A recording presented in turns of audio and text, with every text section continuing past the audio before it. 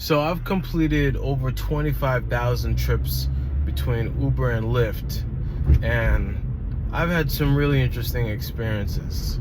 I've picked up bankers, politicians, foreigners, construction workers, people in pharmaceuticals, people who speak different languages, people who just got off the plane.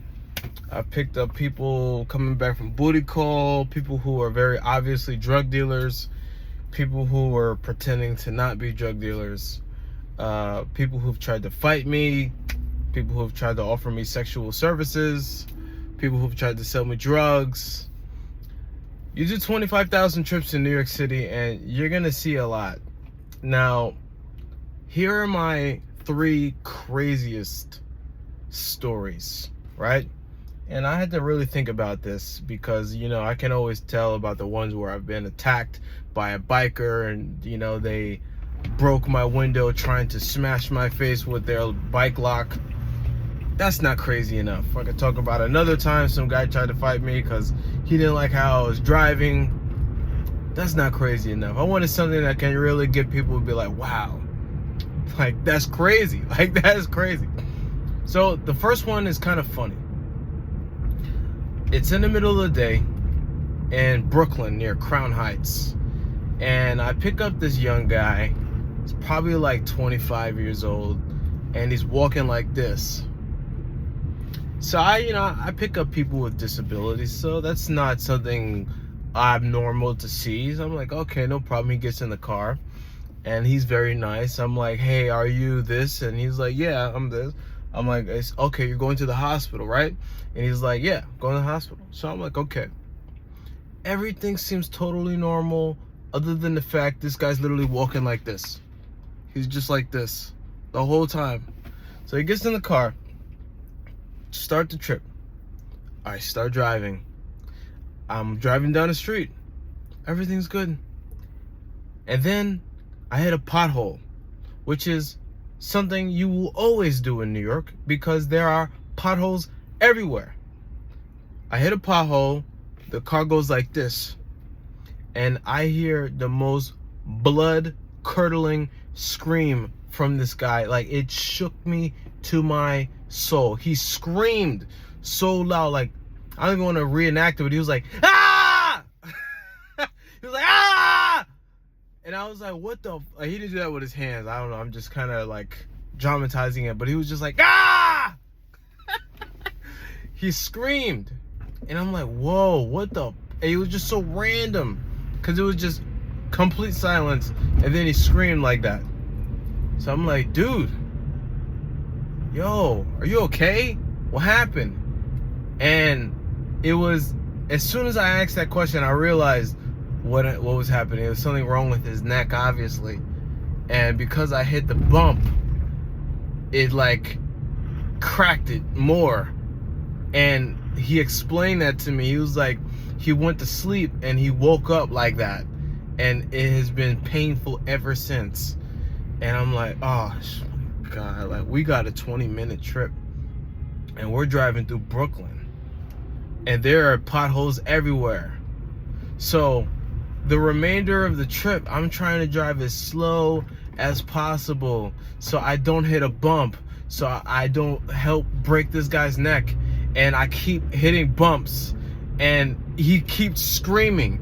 So I hit a bump and he's like, ah! And then I hit another bump. He's like, ah! And I'm like, oh my God. Like, I'm like, dude, like, eventually I kind of get into this rhythm where I'm like riding and I'm not hitting the bumps, and I guess he's also able to brace himself, and then we come across a speed bump. Oh my God, man, we come across a speed bump and I'm like, dude, I'm gonna go so slow.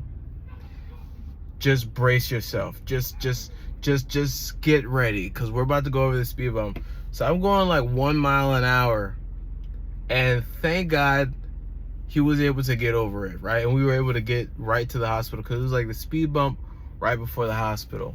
But I remember him getting out and he was like thanking me. He was like, thank you, man, for really like trying to make sure I'm okay. Because, like, imagine if I was just driving and I didn't care about that. I just like hit all these bumps. You know, his neck probably would have fell off, you know. So he went to the hospital, and that was one crazy experience.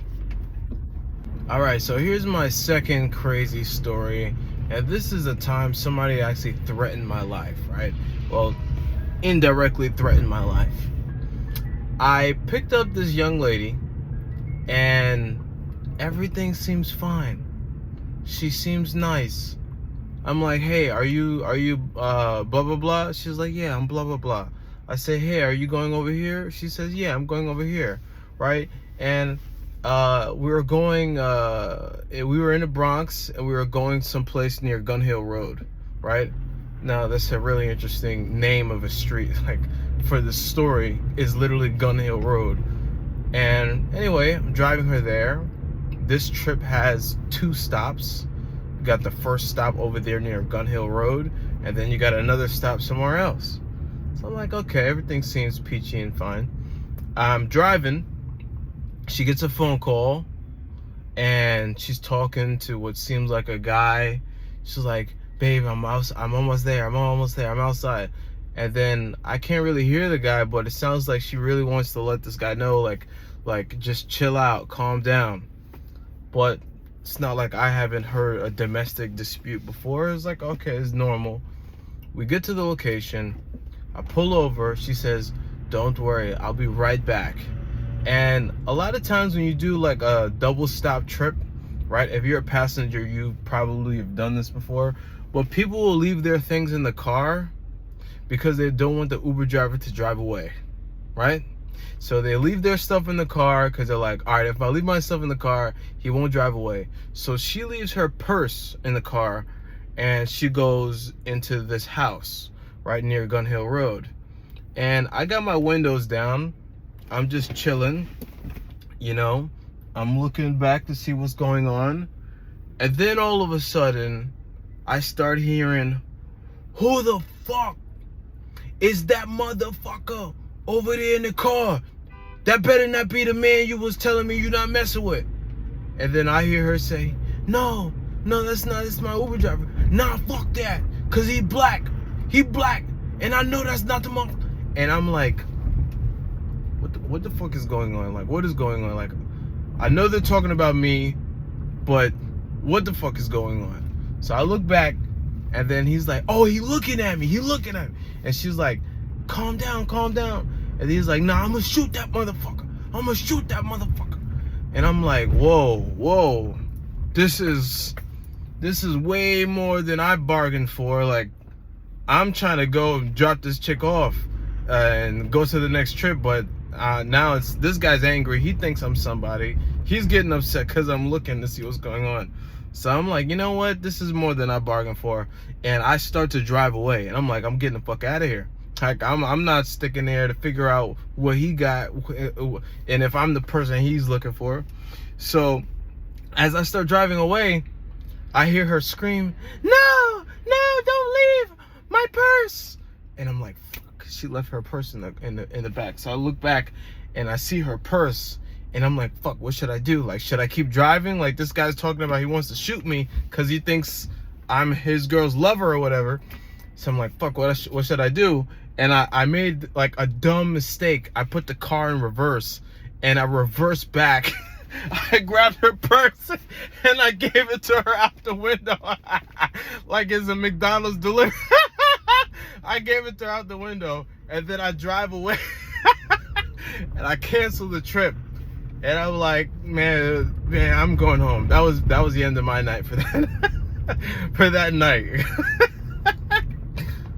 All right, so here's the third story, and it's so interesting, these crazy stories, because they always start out so calm and so great, you know?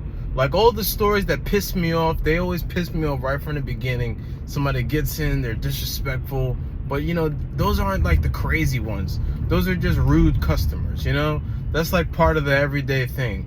But this one is just something that disturbed me. I did not expect this. You know what? Actually, I'm going to give you guys another one. I'm going to give you guys a 2-piece, okay? Because this is jogging my memory of something else that happened. So this first one, I pick up this dude, And he's like a tall, middle-aged guy. He's wearing a business suit. Pick him up from the airport, and we're chatting about business, and he's telling me that he's in the pharmaceutical industry. So I think that's very interesting because I have a lot of criticism for the pharmaceutical industry. I think they're a parasitic industry, you know, and I'm bringing up my criticism to him, and he's giving me his rebuttals, and we're going back and forth, and it's a pretty nice conversation. I'm actually learning some stuff from him, and he's telling me about what it takes to get a drug FDA approved, and it takes $1 billion and 10 years. And he was explaining how he worked on Viagra, and little did I know that would be something interesting to find out, knowing what happens later. So anyway, we're talking, and he seems like a really solid guy, you know. We get from JFK, and it's a long trip. It's like an hour. We're talking, have a pleasant conversation, and then we get to Manhattan, where his apartment building is. It's this beautiful building. And then the conversation takes a twist that I didn't ask for. I didn't want this. I didn't ask for it, and I wish it never happened. So we're like a block away from his place, and then I don't know, I think I was asking him, it's like, wow, man, how do you find the time to like do other things? And then his voice changed, and he got a little deeper, and he said, well, you know, I work all the time, but on the side, there's something else I love to do. And I'm like, okay, like what? What is that? He was like, well, you know, if you'd really like to know. And then he like leaned closer, like he was like sitting like right here. It was a different vehicle, but basically he was sitting right here. He leaned closer in my ear, and he was like, if you really like to know, you can come upstairs. You know, I have a black basketball player right now. And then he described to me some nasty shit this basketball player was going to do to him. I'm not going to describe it, but it was very sexual. And then he told me, if I want to do it, then I can come up, and then he's there too. And I'm like, what the fuck?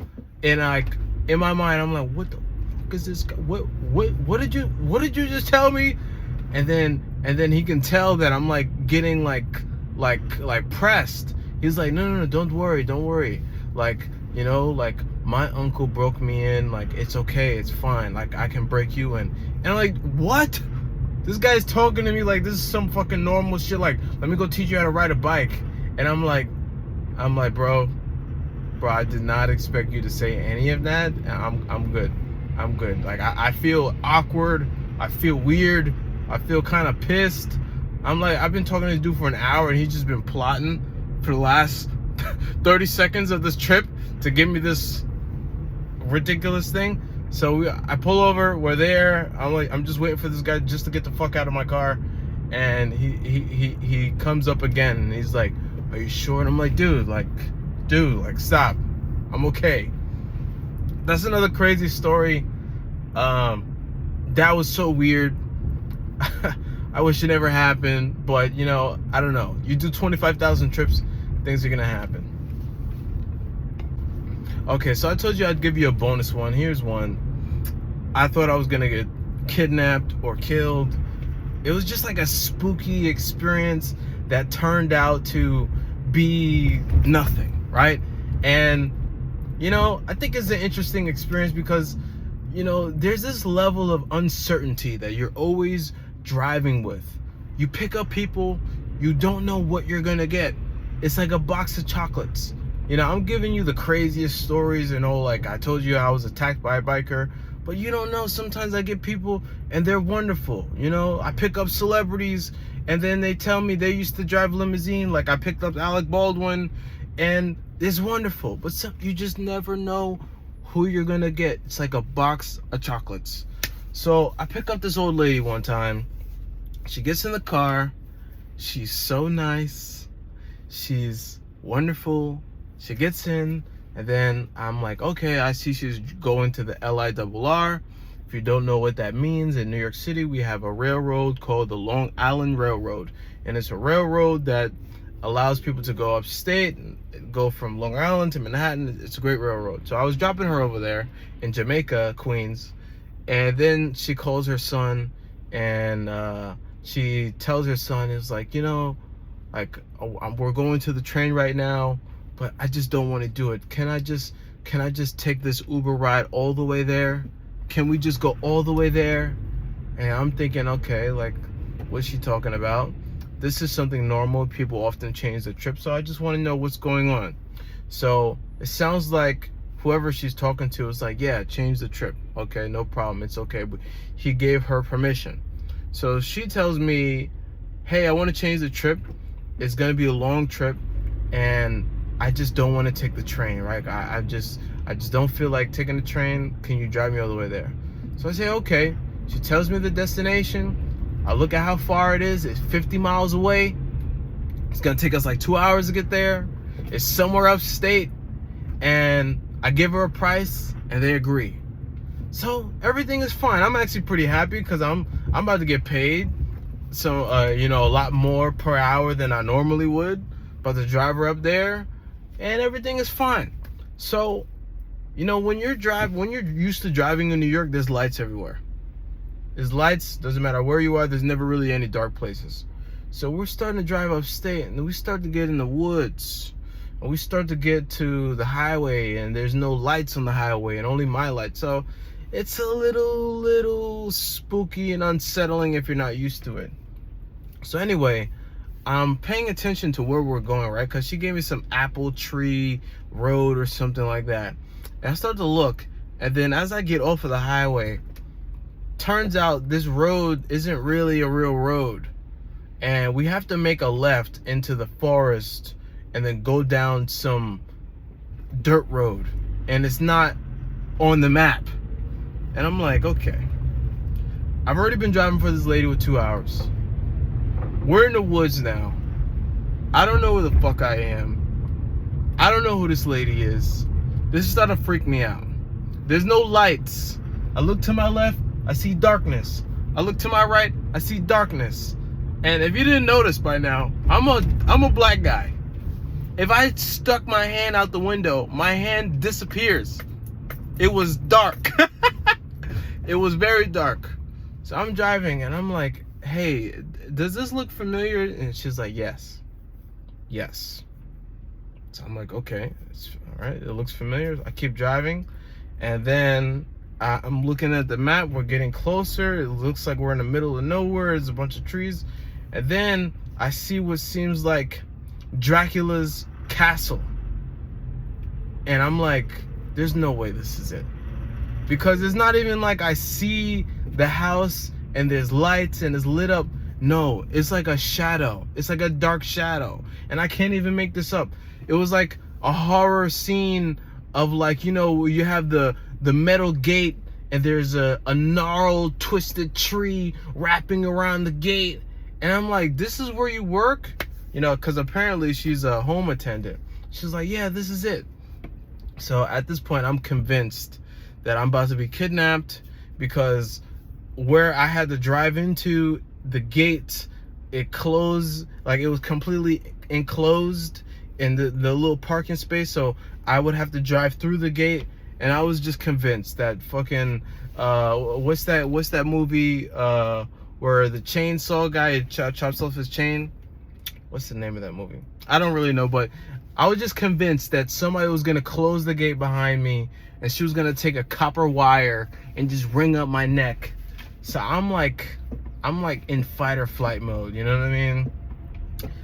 So to wrap it up, basically, literally nothing happened. She gets out the car. She says, "Oh my God, thank you." And then she pays me the money that we agreed on. And then she gets out and nothing happens. And I'm just in shock. I'm like, there's no way. Like, this is literally, I expected her to, like, her fangs to come out and, like, start sucking my blood, because it's just, the setting is just exactly what you would expect to happen, you know? So those are 4 stories of being an Uber driver. I have more If you'd like to hear some more stories being an Uber driver, let me know. One of the things that I have a lot of experience on is I've been in every single neighborhood in New York City driving. I know every single street. So maybe I'll do another story where I'm talking about what it's like in different neighborhoods. But if you enjoyed it, leave a comment down below. Leave me a like. If you want to see more videos, I make videos about technology, getting into cybersecurity. I'll be making videos about the self-image, the subconscious mind, how your beliefs create reality. And I want to be documenting my fitness journey pretty soon. So go ahead and subscribe if you want to know what tall, bald, black guys do in their free time. And I'll see you in the next video. Peace.